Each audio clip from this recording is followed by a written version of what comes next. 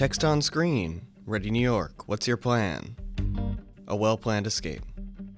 Patricia speaks to us from a dark room. It was one of those real hot nights in the city. The street vents were steaming and it felt like everything was just going to melt. Flashback to Patricia in her kitchen. I had gone into the kitchen for some water when I felt the whole building shift under my feet. She puts the glass down and grabs her walker. I noticed a large crack in the wall, and I knew something was very wrong. The first thing I did was call 911. She talks on the phone. The operator told me that there may be a structural problem with the building, and that I should evacuate if I didn't feel safe, and that I should not take the elevator. That was easier said than done for me. Without my walker, I can't really get around.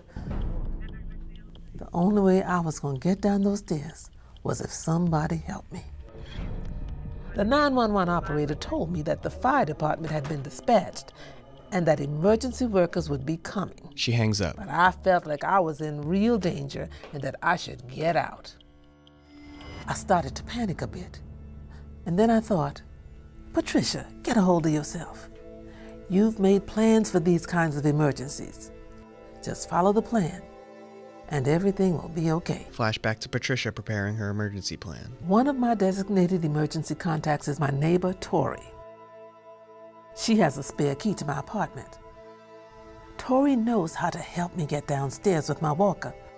We had already made arrangements for her to check in on me if there was ever an emergency, so by the time I got her on the phone, she was on her way to my apartment. Tori hurries down the hallway towards Patricia's apartment. I put my cat Charlie into his carrier, which holds not only him, but all of his supplies. Tori opens the door with her key. When Tori got to my apartment, I grabbed my medications and my go bag, which I keep by the front door, and we headed straight for the emergency stairs. Tori grabs the go bags and the carrier. It was slow going in the stairwell. Tori helps Patricia down the stairs slowly. But eventually, we made it to the street. They exit to a busy street full of first responders. The scene on the street was chaotic. The entire building was being evacuated because of a structural problem. Onlookers are herded away. A young lady that I recognized from the building waved me down. She and her mother don't speak much English. She was alone and pretty scared when I saw her. I asked her about her mom, and she pointed back up at the building with a nervous look on her face. That's when the firemen started asking her questions, but they were having trouble understanding each other. Tori had stepped in to try to help when the young lady pulled some index cards from her backpack.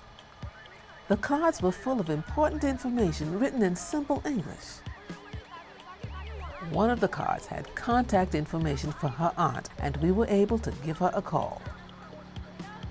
I told Tori that Susie needed more help than me, so Tori promised to stay with Susie until her aunt arrived. I also ran into my neighbor Richard, and he looked so worn out. He didn't have a bag pre-packed for emergencies, and because everything was such a rush, he didn't have time to grab any of his medications. Richard sits receiving medical attention. Poor Richard had to borrow my phone to get in touch with his family and his doctor. He can't afford to miss taking a dose of his heart medication. He seemed so shocked and angry that this was happening to us. Richard speaks on the phone.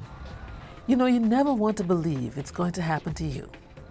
But when you really stop to think about it, emergencies happen all the time in the city. It's not a question of if. It's a question of when. The only thing you can really do about it is to prepare yourself. Patricia uses her walker and goes down the street.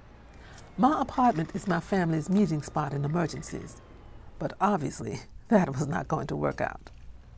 But we have a backup location, which is the public library, a few blocks away. She sits on the steps of a library. In the end, I was okay because I was prepared. Her son comes to meet her. I have a network of family, friends, and neighbors who provide me with support. And together, we follow the same plan to make sure that we are able to communicate and regroup. Being ready for emergencies can be a matter of life or death. Not just for someone like me, but for everyone. I don't know about you, but I still have a lot of living left to do. So I'm going to stay prepared.